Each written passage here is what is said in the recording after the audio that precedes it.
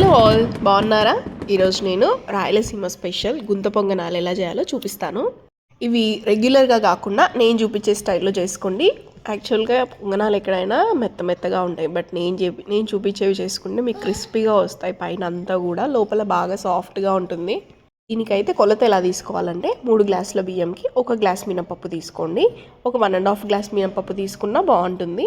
Normal కొలత అయితే 3 గ్లాసులకి 1 glass తీసుకుంటే సరిపోతుందన్నమాట.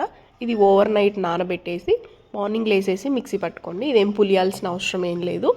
తర్వాత దీంట్లోకి ఒక ఆనియన్స్, టొమాటో, పచ్చిమిర్చి కూడా వేసుకోవచ్చు. కావాలంటే టొమాటోస్ ఇగ్నోర్ చేయండి. నేను యాక్చువల్గా ఏమీ వేయట్లేదు, ఓన్లీ ఉల్లిగడ్డలు వేసిన. దీంట్లో కొత్తిమీర కూడా వేసుకోవచ్చు, పుదీనా కూడా వేసుకోవచ్చు, అండ్ కరివేపాకు కూడా వేసుకోవచ్చు.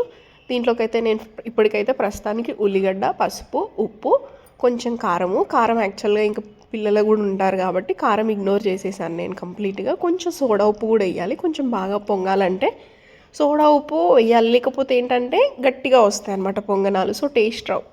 మీరు ఎంత క్వాంటిటీ అయితే పిండి తీసుకుంటున్నారో దానికి తగ్గట్టు సోడా ఉప్పు వేసుకోండి. మరి ఎక్కువ వేసుకున్నా కానీ పాడైపోతుంది.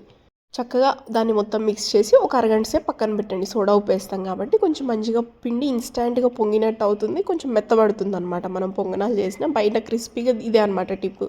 బయట క్రిస్పీగా రావాలి, లోపల సాఫ్ట్గా రావాలంటే అది. దీంట్లోకి కారం చట్నీ చేస్తున్నాను. ఉల్లిగడ్డ, టొమాటో, పచ్చిమిర్చి, కొంచెం జీలకర్ర, ఆవాలు, ధనియాలు వేసి, ఇంకా కొంచెం కల్లుప్పు, కొంచెం చింతపండు వేసి కలబెట్టేసి దాన్ని అలా పెట్టాను. ఇంకా దాంట్లోకి పల్లీలు అదంతా ఏం అవసరం లేదు, కారం కాబట్టి.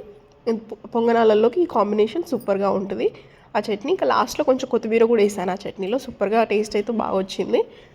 నెక్స్ట్ అయితే ఇలా మనం ఒక మామూలుగా పొంగనాల పెన్నం ఉంటుంది కదా, కొంతమంది నార్మల్గా, నేనైతే ఐరనే యూస్ చేస్తాను. ఐరన్ దాంట్లో టేస్ట్ అనేది చాలా డిఫరెంట్గా వస్తుంది. మీరు ట్రై చేయండి కావాలంటే.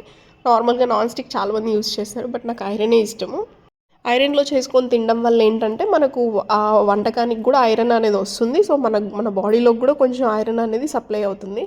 సో అన్నిటికంటే బెస్ట్ స్టెయిన్లెస్ స్టీల్ కంటే కూడా ఐరన్ పాత్రలు అనేవి చాలా మంచివి అనమాట. నెక్స్ట్ ఇంకా పొంగనాలు ఇలా వేసుకోవాలి. నేను మిక్స్ చేశాను ఆల్రెడీ, నేను ఒక 4-5 సార్లు చేసేసాను. సో అందుకే పక్కన అంతా అలా పడిపోయింది, సో ఇగ్నోర్ ఇట్.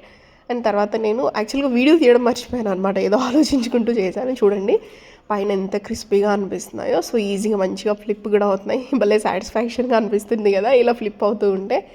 ఇప్పుడు మామూలుగా మనం చేసినప్పుడు అది ఫెయిల్ అయిపోయి అలా ఫ్లిప్ అవ్వకుండా గట్టిగా అలానే ఉండి మొత్తం, అంటే అలా ఫెయిల్ అయిన రోజులు కూడా ఉన్నాయి. దాని నుంచే నేను ఇలా నేర్చుకున్నాను అనమాట, ఇంత పర్ఫెక్ట్గా ఎలా చేస్తాను రావాలి అని.